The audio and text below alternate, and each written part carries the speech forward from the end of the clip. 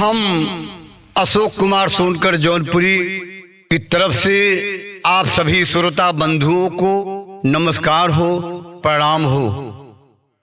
आशीर्वाद की प्रतीक्षा कर रहा हूं। जो भी गीत अशोक कुमार सोनकर जौनपुरी चैनल से मैं भेजा हूं, आप लोगों ने सुना है, स्नेह प्यार दिया है। और आज मैं अपने चैनल के माध्यम से एक बिरहा ऐसा भेज रहा हूं, दिल को दहला देने वाला बिरहा है। ऐसे महापुरुष जिन्होंने एक बनाई हुई गलत व्यवस्था को खत्म करके ही दिखाया और आज अमन चैन की जिंदगी से इस देश की नारियां जी रही हैं। तो कहना है,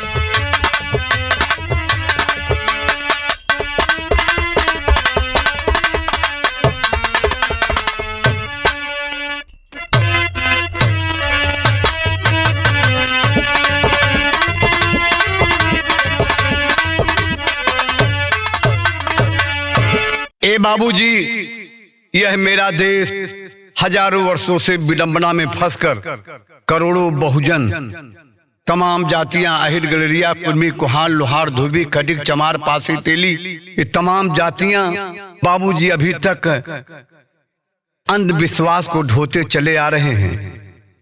मगर इस देश का संविधान न होता तो आज क्या होता। सती प्रथा जैसे तमाम कुप्रथा चलाए, अंत में जो कुछ मिला हमारे समाज सुधारक महापुरुषों की याद देन है कि जो आज हम अमन चैन से जिंदगी बिता रहे हैं। लेकिन आज भी हम कुछ अंधविश्वास में फंसे हुए हैं। इसलिए आप लोग को बीच में कहना है कि हमारे देश की क्या स्थिति थी, कैसे आज मिला है, वो चीज मैं बता रहा हूँ। ऐसे महापुरुष की गाथा मैं आपको बिरहा के माध्यम से सुनाने जा रहा हूँ, जिन्होंने अपार आंदोलन करके अपनी व्यवस्था को लागू करके ही चैन से रहे बाबूजी। लेकिन गीत के माध्यम से कहना है, क्या कहना है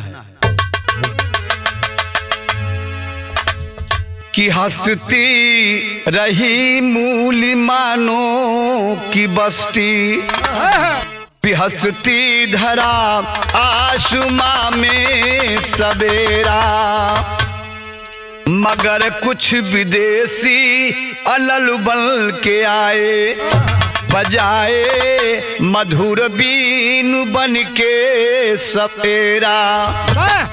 पंजाब, सिंधु, गुजरात, मराठा, द्राविड़, उत्कल, बंग गिराए तो डेरा, चुब नाम जागे बना दास सुबया, अरे घर लूट लेते धर्म के लुटेरा।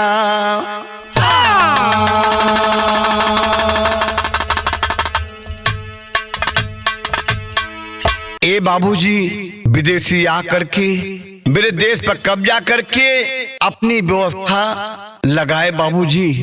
क्या व्यवस्था बनाए, लाइन में कहना,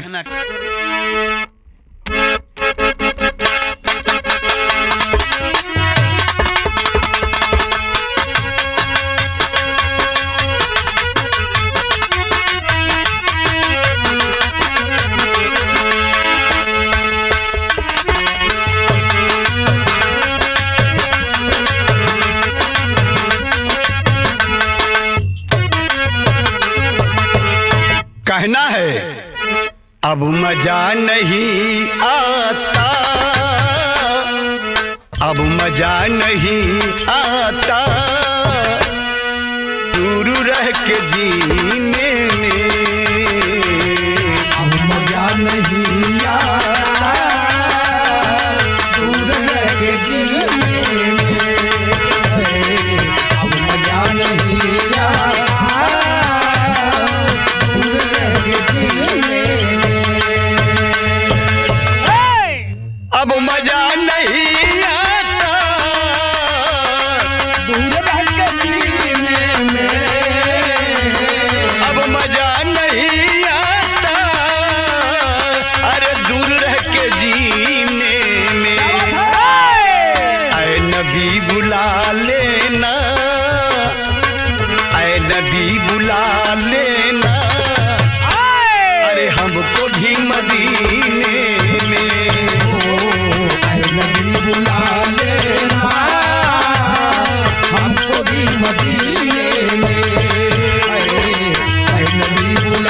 देना हमको भी मदीने में।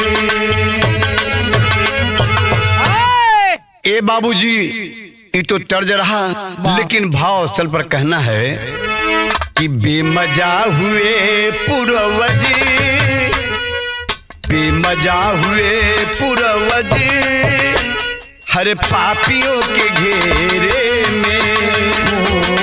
बेमजा हुए पूर्वजी पापियों के घेरे में, बेमजा हुए पूर्वजी पापियों के घेरे में।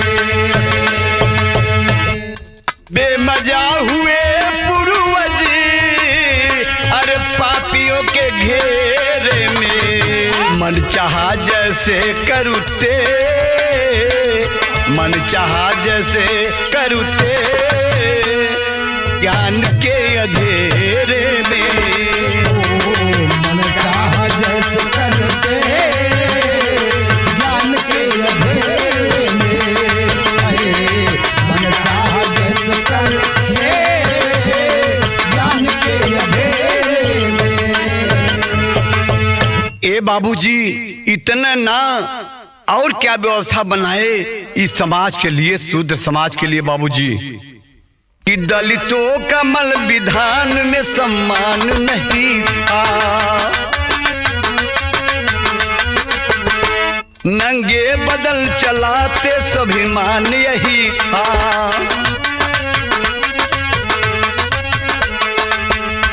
शिक्षा से वंचित करना संस्कार यही था। नारी को बदन ढाकना अधिकार नहीं था। उत्तम व खेती मध्यम हमें बानो बताया। नौकरी अधर्म भिक्ष को नादान बताया। पत्थर नहीं भगवान है कुम्हारों के चाकू में। गोबर नहीं गणेश है गोबर दिमाग में। पत्थर नहीं भगवान है कुम्हारों के चाकू में। गोबर नहीं गणेश है गोबर दिमाग में। नहीं गणेश है गोबर दिमाग में, गोबर नहीं गणेश है गोबर दिमाग में। ए बाबूजी ऐसी व्यवस्था बनाए बाबूजी, तन ढकने तक अधिकार नहीं था, पढ़ने लिखने का अधिकार नहीं था, हमको अच्छा खराब खाने का अधिकार नहीं था बाबूजी, गंदा से गंदा तालाब तक हमको पानी पीने का अधिकार नहीं था। ये बाबूजी ऐसी जिंदगी हम जी रहे थे, मेरे समाज का जीवन नहीं था। लेकिन बाबूजी बीतता रहा, फिर भी हमारे पूर्वज इतना सहते रहे। कहना है बाबूजी कि इतिहास को जानना जरूरी है। ये बाबूजी समय आया, एक दिन की एक घटना घटी। क्या घटना घटी बाबूजी? एक तेली समाज की औरत विधवा हो गई, और जब विधवा हो गई बाबूजी, बड़ा बढ़िया गीत के लाइन मास्टर कैसे बा क्या रहल हो। अरे वाह,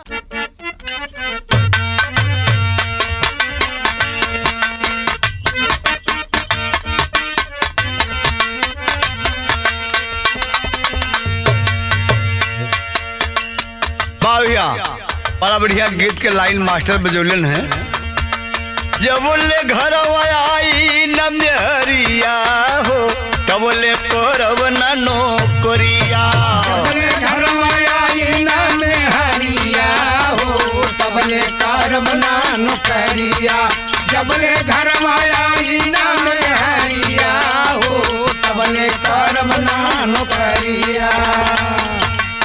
ये भैया विधवा औरत दीवान में डेरा डाल के रहत बा। ये बाबूजी थोड़ा दूर के एक मुसहर का परिवार रहत रहल। वह मुसहनिया रोज लकड़ी लेके आवे।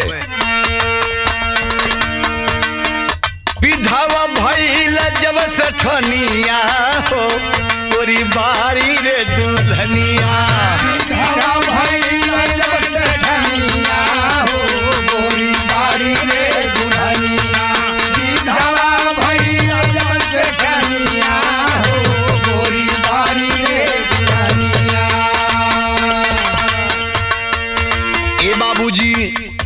से सेठाई नु विधवा हो गई। मुहावा न देखे कोई गाँव के परनिया, मुहावा न देखे कोई गाँव के परनिया, मुहावा न देखे कोई गाँव के परनिया। डाल दिए जो पानी के बीच ही सिवनिया, डाल दिया झोपड़ी के बीच ही सिवनिया, वो डाल दिया झोपड़ी के बीच ही सिवनिया। लकड़ी लियावे मुसहिनिया हो, लकड़ी लियावे मुसहिनिया हो, गोरी बारी रे दुल्हनिया। लकड़ी लियावे मुसहिनिया हो, गोरी बारी रे दुल्हनिया। लकड़ी लियावे मुसहिनिया हो, गोरी बारी रे दुल्हनिया। ए भैया, एक दिन मुसहिनिया बीमार हो गई। जब मुसहिनिया बीमार हो गई तब मुसहर बेचारा लकड़ी लेके आयल बा। एक दिन मुसहिनिया के चढ़ल बखर, एक दिन मुसहिनिया के चढ़ल बुखरवा, एक दिन मुसहिनिया के चढ़ल बुखरवा। लकड़ी बेचे के होली आवे मुसहरवा, लकड़ी बेच के होली आवे मुसहरवा, लकड़ी बेच के होली आवे मुसहरवा। चहदवा के नीर खचदनिया हो, गोरी पारी रे दुल्हनिया। जावा के नीर खे चदनिया हो, गोरी बारी रे जावा के नीर खे चदनिया हो, गोरी बारी रे दुल्हनिया। ए बाबूजी रह रह के निरेख है, इतना बढ़िया मुसहर गोरा बदन के रहल बाबूजी। सेठानी का निगाह उतरत ना बा मुसहर के ऊपर से। गीत के लाइन लगल मास्टर, तर्ज बदल गई कैसे? बाबा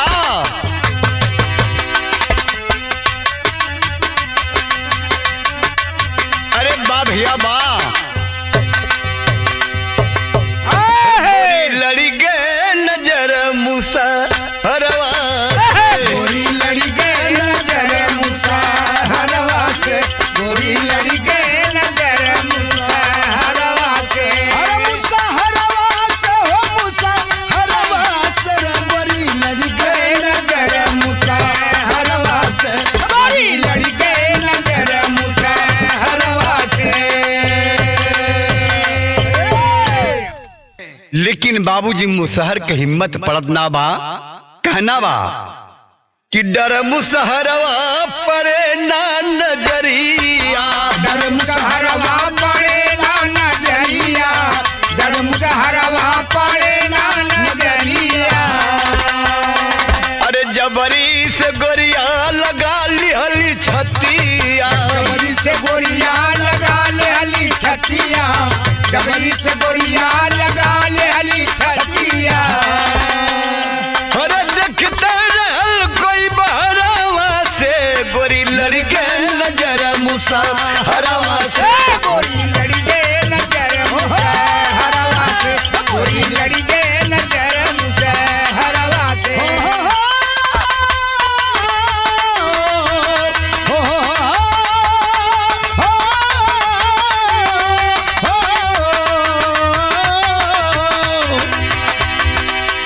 साधन रखेला हरदम सकोरवा के, साधन रखेला हरदम सकोरवा के, गोरी लड़ी गए नजर मुसहरवा के, गोरी लड़ी गए नजर मुसहरवा से।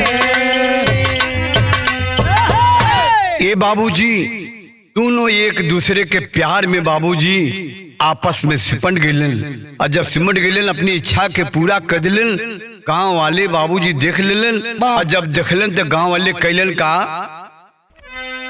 कि विधवा बहुरिया के जिंदा जला के, विधवा बहुरिया के जिंदा जला के, विधवा बहुरिया के जिंदा जला के। ए बाबूजी पूरा गांव के लोग इकट्ठा हो गए, ये नियम के बाहर है, बहुत ही गलत किया इन्होंने। गांव के लोग इकट्ठा होकर के का कैलन, विधवा बहुरिया के जिंदा जला के, विधवा बहुरिया के जिंदा जला के, विधवा बहुरिया के जिंदा जला के। सती प्रथा लागू किए बहुमत बना के, सती प्रथा लागू किए बहुमत बना के, सती प्रथा लागू किए बहुमत बना के। लागल सब ही जलावे डरवा से, गोरी लड़ गए नजर मुसहरवा से, गोरी लड़ी के नजर मुसहरवा से, गोरी लड़ी के नजर मुसहरवा से। ए बाबूजी जला दिए, जब जला दिए उसी समय से उसका नाम सती प्रथा रख दिए।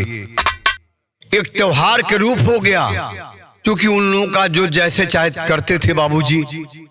इस समाज मेरा दबा कुचला हो गया, उनके अधीन हो गया, जो चाहे जैसे करते थे। एक नियम लगा दिए कि अगर जवान हो या बुढ़ा हो कोई मर जाएगा तो उसी समय से जिंदा जलाना शुरू कर दिए। और जब जलाना शुरू कर दिए मास्टर, तब विदेशिया के भाव में कहना बा, का कहना बा,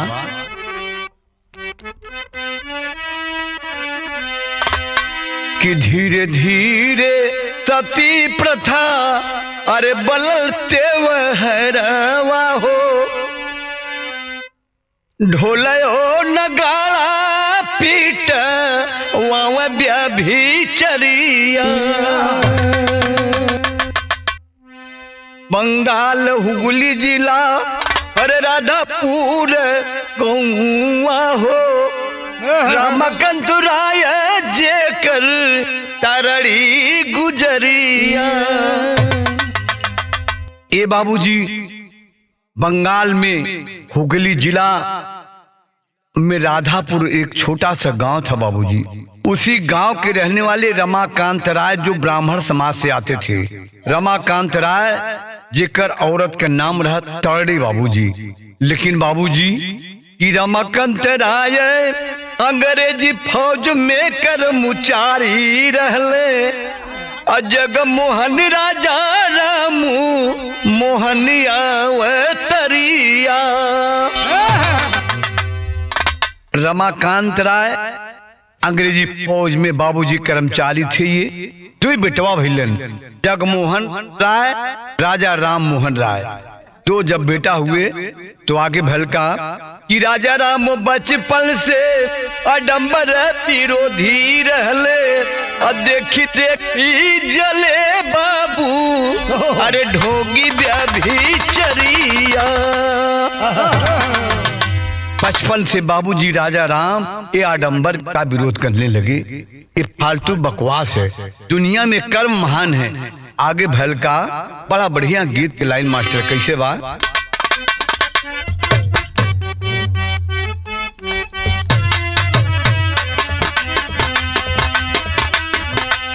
बाबा यह लाइन बा, काल बजावे हुकुम चलावे मेरुआ के जननवा भौजी।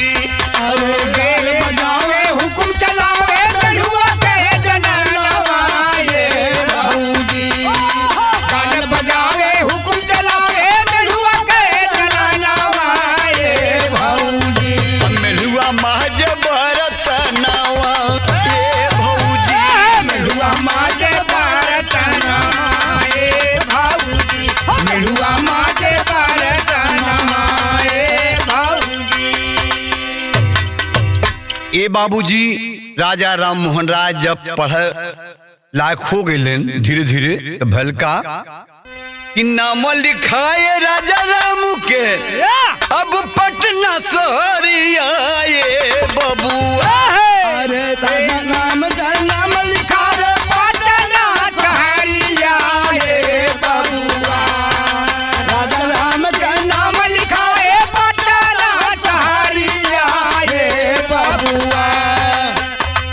पढ़ के पा जइबे नौकरिया ए बबुआ, पढ़ के पा जइबे नौकरिया ए बबुआ, पढ़ के पा जइबे नौकरिया ए बबुआ। ए बाबूजी पटना जिला में राजा राम के नाम लिखा जोल गल। धीरे धीरे 17 साल हो गए। 17 साल में कई विषयों के जानकारी हो गल, इतना तेज हो गए। 17 साल बीतल मरली तरड़ी मतरिया, 17 साल बीतल मरली तरड़ी मतरिया, 17 साल बीतल मरली तरड़ी मतरिया। ए बाबूजी 17 साल जब बीतल माँ अचानक बाबूजी स्वर्गवास हो जाती है। लेकिन और का बीतल, थोड़ा दिन में बाबू स्वर्ग के नगरिया, थोड़े दिनवा में बाबू स्वर्ग के नगरिया, थोड़े दिनवा में बाबू स्वर्ग के नगरिया। धोखा दिहल तो कदीरिया ए बबुआ, धोखा दिहल तो कदीरिया ए बबुआ, धोखा दिहल तो कदीरिया ए बबुआ। गम की बदरिया में छैल अनहरिया ए बबुआ, गम के बदरिया में छैल अनहरिया ए बबुआ, रे गम के बदरिया में छैल अनहरिया ए बबुआ। धोखा दिहल तो कदीरिया ए बबुआ, धोखा दिहल तो कदीरिया ए बबुआ, धोखा दिहल तो कदीरिया ए बबुआ। ये बाबूजी माई और बाबू दोनों जने का स्वर्गवास हो गल। और जब दोनों जने का स्वर्गवास हो गल तो वह समय का भाव देखे मास्टर, बड़ा बढ़िया गीत के लाइन बा। ये बाबूजी माई बाबू का स्वर्गवास जब हो गल, पटना से आयल बान राजा राम मोहन राय, भैया और भौजी रोवे धई के कवरिया आए भैया और भौजी रोवे धई के कवरिया हो, भैया और भौजी रोवे धई के कवरिया हो।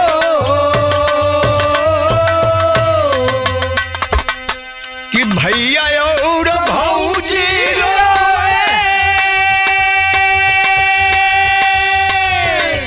अब धई के कवरिया हो, क्या बात है तो हरे सहारा बाबू बाबा, आखी के पुतरिया हो, तोहरे सहारा बाबू आँखी के पुतरिया हो, तोहरे सहारा बाबू आँखी के पुतरिया हो।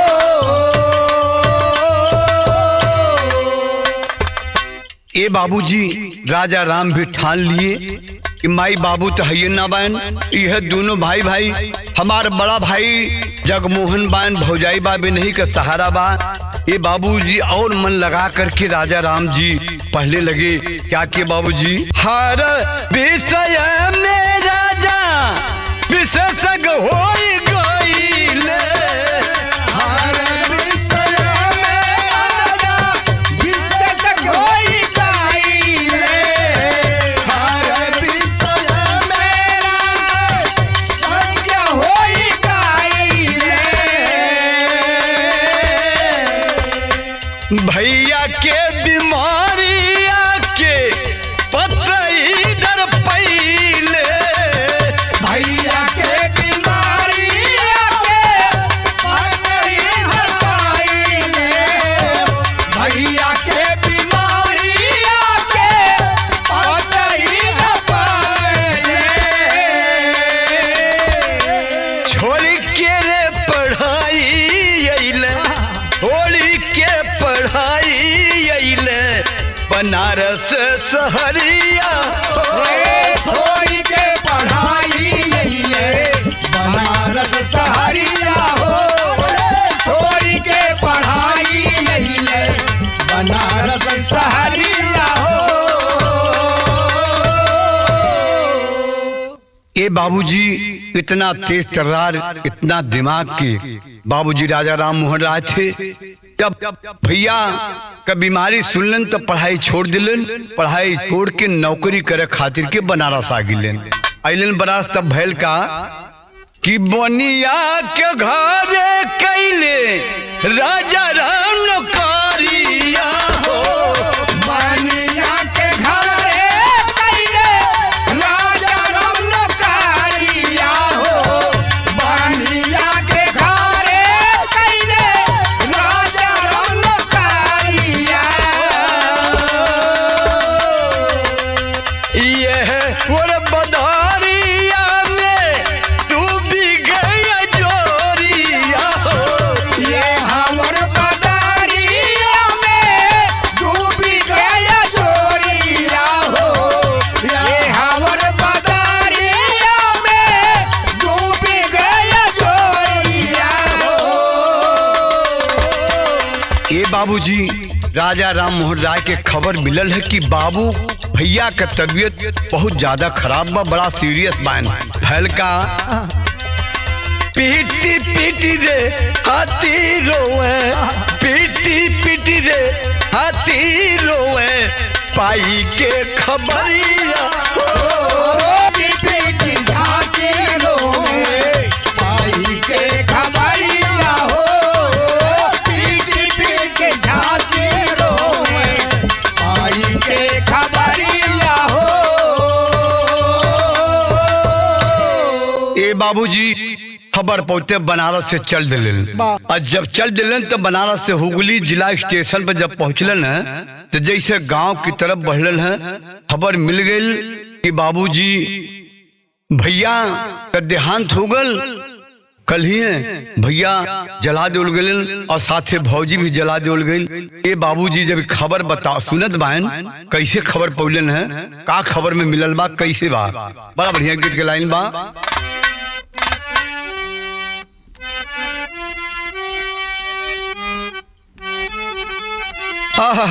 क्या बात।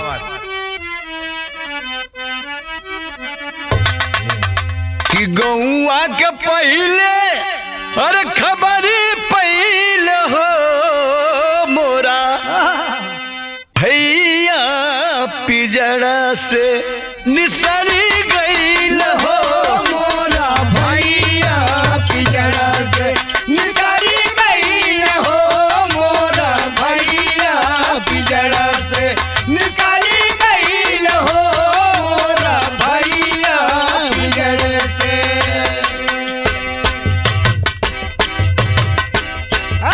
खबर मिलत बा राजा राम का आंसू रुकत ना हो भैया कि राजा राम भैया के सुनी के मरनवा भौजी के पापी ले लिहल परनवा। अरे भौजी के पापी ले लिहले परनवा, हे भौजी के पापी ले लिहले परनवा। फाटी के कलेजवा बिहार भइल हो, मोरा सैया पिजड़वा निकली गईल हो, मोरा भैया पिजड़ा से निकली गईल हो। अरे मोरा भैया पिजड़ा से निकली गईल हो। अरे बाप रे बाप, भैया भी चल दिलन अब भौजी के भी जला दिलन। बारे प्रथा बारे व्यवस्था, ये बाबूजी उस समय कैसे जीते थे, लेकिन जरा आज देखिए आज क्या कोई जला सकता क्या। धन हो भगवान, कैसा भगवान था कि हजारों हजारों नारियां उस जमाने में बाबूजी रोज जलाई जाते हुए, क्या आप लोगों ने कभी सोचा? क्या इतिहास के बारे में कभी लोग सोचते हैं? सोचना चाहिए बाबूजी। लेकिन आगे भल का कि लटरे पटरे रोवत घरवा पे आई, चुनले कि भैया साथ फौजी के जलाई। सुनले के भैया साथ फौजी के जलाई, सुनले कि भैया साथ फौजी के जलाई। रीतिया कुरीतिया जहर भइल हो मोरा, सुकना बिजरा से निसरी गइल हो मोरा, सुकना बिजरा से निसरी गइल हो।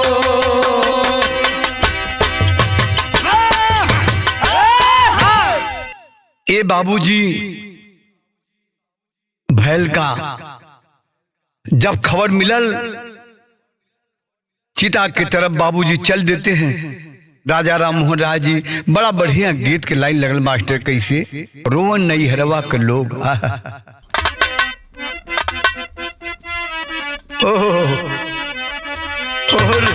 अरे रोवन नहीं हरवा के लोग मितवा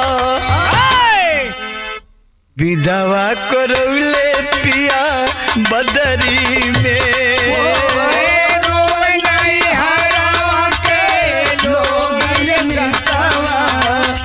दवा करौले पिया बदरी में, रोवनाई हरावा के लोग मितवा, विधवा करौले पिया बदरी में।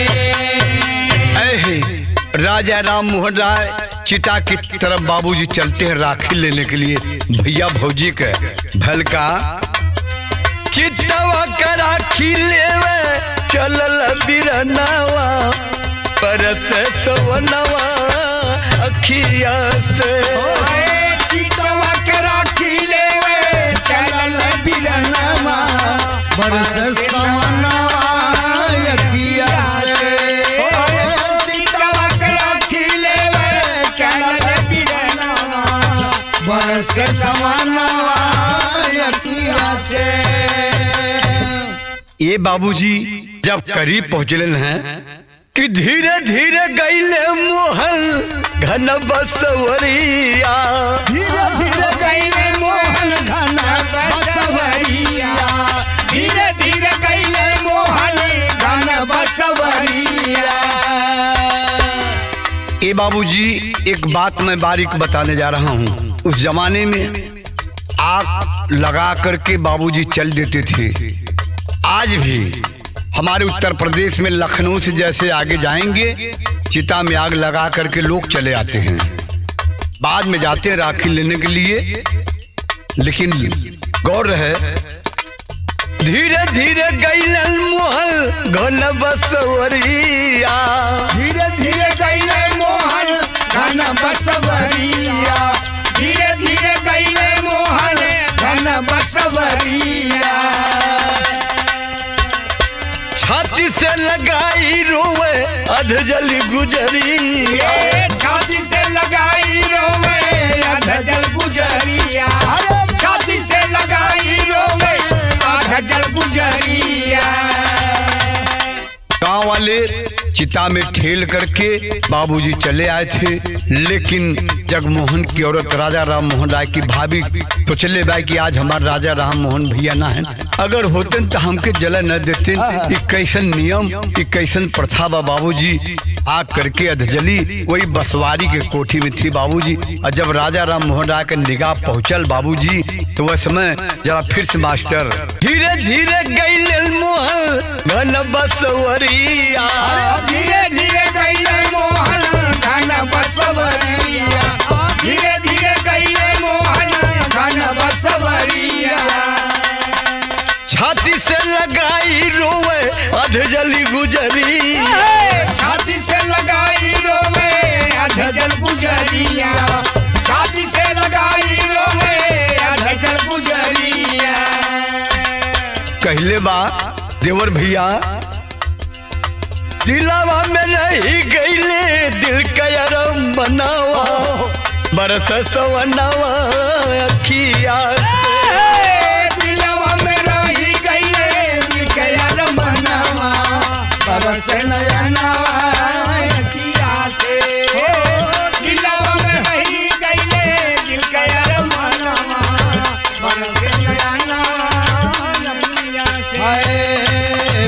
जानिए अब लोग, मेरे देश में ये व्यवस्था थी बाबूजी।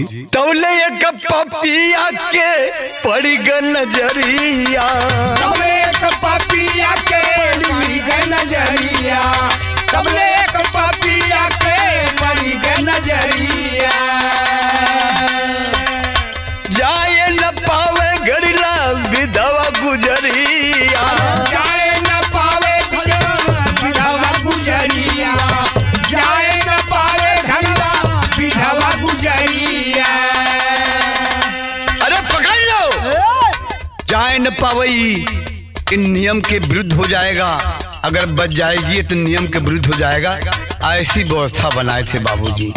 सोचिए जरा से, बारे भगवान। तबले एक पपिया के पड़ी गल नजरिया, तबले एक पपिया के पड़ी गल नजरिया, तबले एक पपिया के पड़ी गल नजरिया। जाए न पावे घड़िला विधवा गुजरिया, जाए न पावे घरवा विधवा गुजरिया हो, जाए न पावे घरवा विधवा गुजरिया। हिली के जलाई दिए पापी बेईमानवा, बरस सवनवा अखिया से। छिन के जलाई दिए पापी बेईमानवा, बरस सवनवा अखिया से। छिन के जलाई दिए पापी बेईमानवा, बरस सवनवा अखिया से।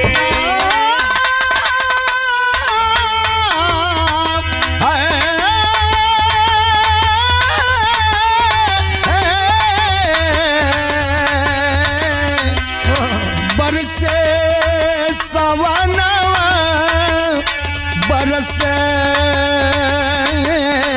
सवनवा, बरसे सवनवा। तबले धैके लड़ते आजा लागे बेईमानवा, बरसे सवनवा अखिया से। तबले धैके लड़ते आजा लाए बेईमानवा, बरस सवनवा अखिया से। ये बाबूजी भरी सभा में जला दिए, बर्दाश्त ना भल। राजा राम मोहन राय कसम खाते हैं। क्या कसम खाते मास्टर? टेढ़ी के भाव में कहना बात। ए बाबूजी कि मुस्काई है सूरज की रोशनी, ओ मुस्काई है सूरज की रोशनी। राजा राम चले सौगंध चिता के खाई,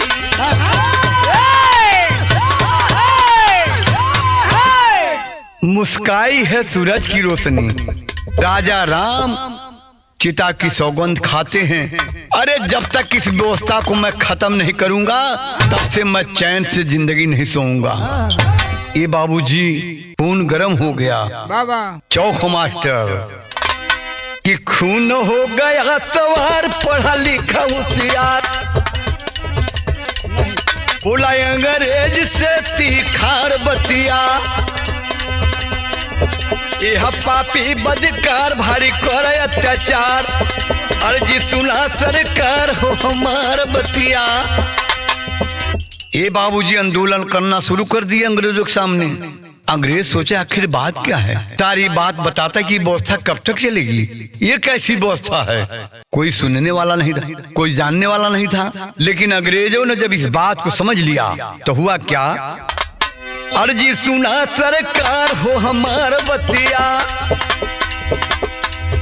देवी देवता हमार कोई सुनला गुहार, जैसे चल संसार हो तिखार बतिया। बड़ी मार्के वाली बात हो, इस देश में 33 करोड़ देवी देवता हैं, लेकिन उन आज तक नहीं सुन रहे। हजारों नारियां बाबूजी रोज जलाई जा रही है। बताइए, हमारे भैया मर गई, भौजी भी मर गई, आखिर ऐसे दुनिया में जलाई जाती है तो आखिर क्या होता होगा, कहना हो। ये भैया भगवान कन्हैया से भी कहते हैं, खाली आपकी नजर में द्रौपदी रहली, आज हजारों नारियां जलाई जा रही हैं। कैसे कहलन, अरे कहो मदन मुरार एक द्रौपदी बाकी करल तिगार हो तोहार बतिया बाकी करल सिंगार हो तोहार बतिया रे बाकी करल बाकी करल सिंगार हो तोहार बतिया बाकी करल सिंगार हो तोहार बतिया बाकी करल सिंगार हो तोहार बतिया रे बाकी करल सिंगार हो तोहार बतिया। ये बाबूजी प्रण कर लिए बहुत बड़ा आंदोलन करना शुरू कर दिए। पूरे देश में तहलका मच गया।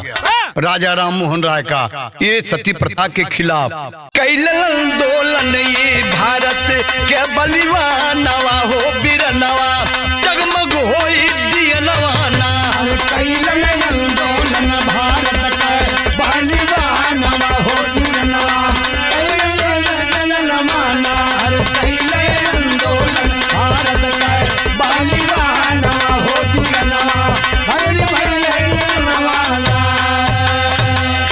ये बाबूजी रोज आंदोलन जहाँ विधवा जरे वहाँ रोज आंदोलन फैल का कि अंग्रेजों को लिया मनाई गई बात समझ में आई। अरे भारत विश्व गुरु कहलाई। ये बाबूजी अरे कानून पारित लिए कराई नवा जल से बढ़िया हुए रंडी खानवा रे जवाना जगमग होई दिया नवाना रंडी खानवा हो दिगनवा जगमग होई दिया नवाना विधवा हो से बढ़िया बात रंडी खानवा हो दिगनवा हरि होई दिया नवाना। ये बाबूजी अंग्रेजों को बात जब समझ में आ गई कि यार ये गलत बात है, आखिर नारियों को क्यों जलाते हैं। एक कानून पारित किए कि जल से बढ़िया बा इनको छोड़ दिया जाए चाहे जो भी करे। बाबूजी ये बाबूजी इन नियम बना दिए कि विधवा को जलाया नहीं जाएगा। इस वह समय घटना का घटल बाबूजी एक विधवा जब हो गई एक औरत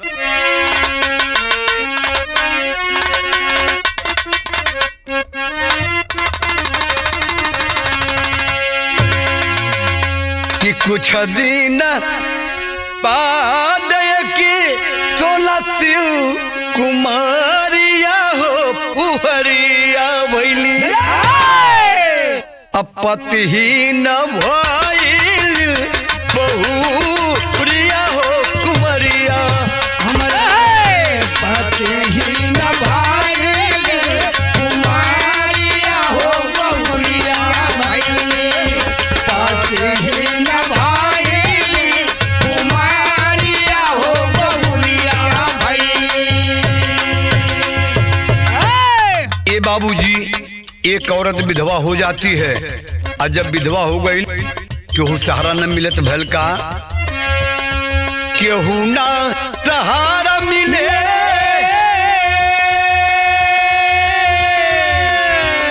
आईली कलकत्ता नगरिया हो फुहरिया भई कतहू मिले ना मजूरिया हो फुहरिया भई खोज कतहू मिले ना मजूरिया हो पुहरिया भैया खोज कतहू मिले ना मजूरिया हो पुहरिया भैया खोज कतहू मिले ना मजूरिया मजूरिया हो पुहरिया भैली खोज कतहू मिले ना मजूरिया हो पुहरिया भैली खोज कतहू मिले ना मजूरिया हो पुहरिया भैली। ए बाबूजी ये पेट इतना भागा बा ये पेट के नाते आदमी केहू कुछ भी करे के उतारू हो जाला कि पेटवा लो भरे अधमू हर नौवा के उमरिया हो बहुरिया भई पेटवा खातिर बलि गइल पतूरिया हो फुहरिया भई पेटवा खातिर बन गई पतूरिया हो पुहरिया भैली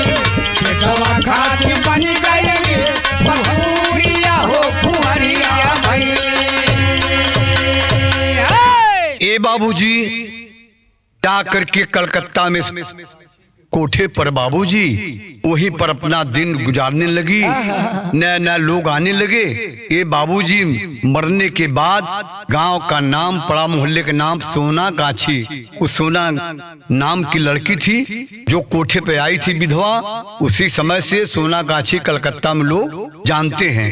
लेकिन बाबूजी आल्हा के भाव में कहना बा,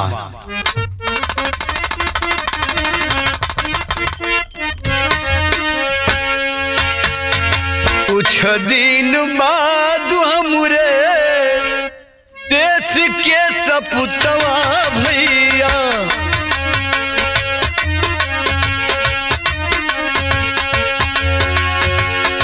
कैल अंग्रेजा वत भारी रे तू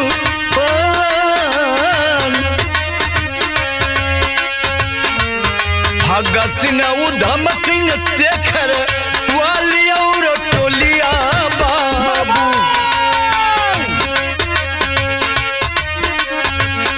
झूल गया फसिया पे झूलना रे बहा।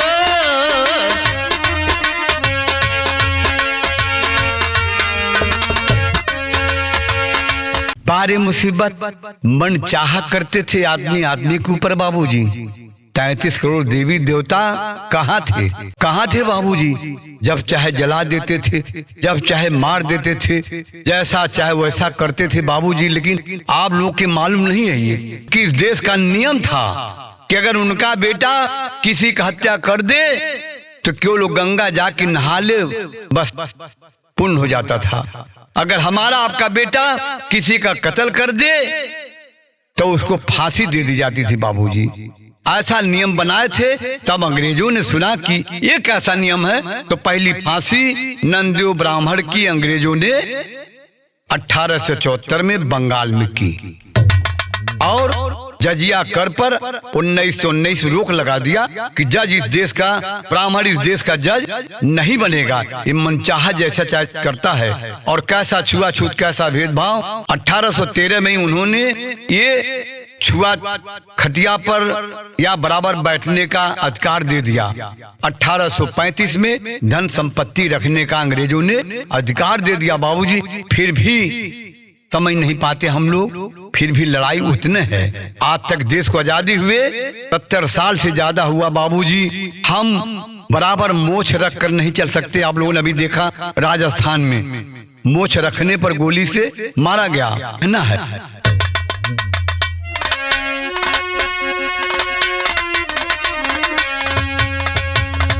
कैले आंदोलन बाबू गांधी वाली टोलिया बाबू,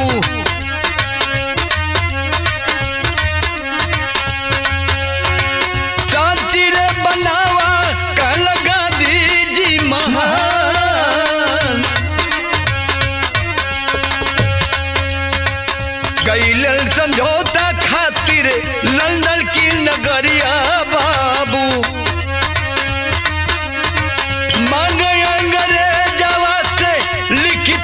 विधान भारत के लोग पर तन हो गईल बाबा।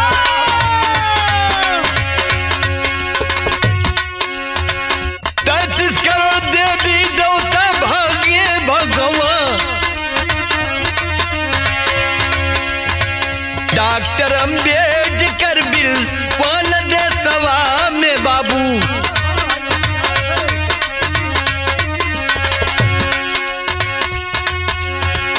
6 घंटा में लिखे 56 पेज विधान।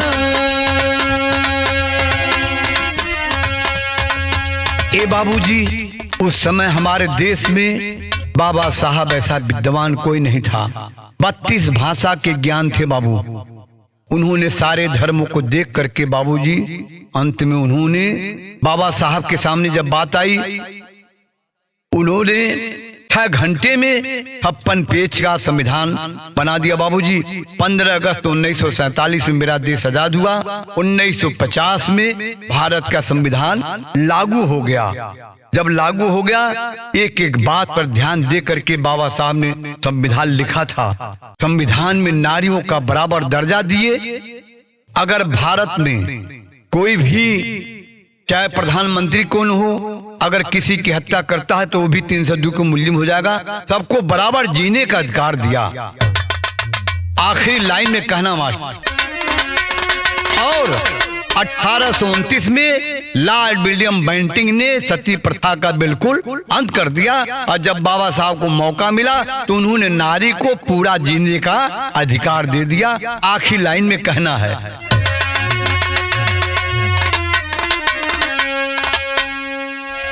ये बाबूजी कि मर्द बेचारा दारू पे दीवाना रही है, शिक्षा राजनीत में आगे अब जनाना रही है। शिक्षा राजनीति में आगे अब जनाना रही है।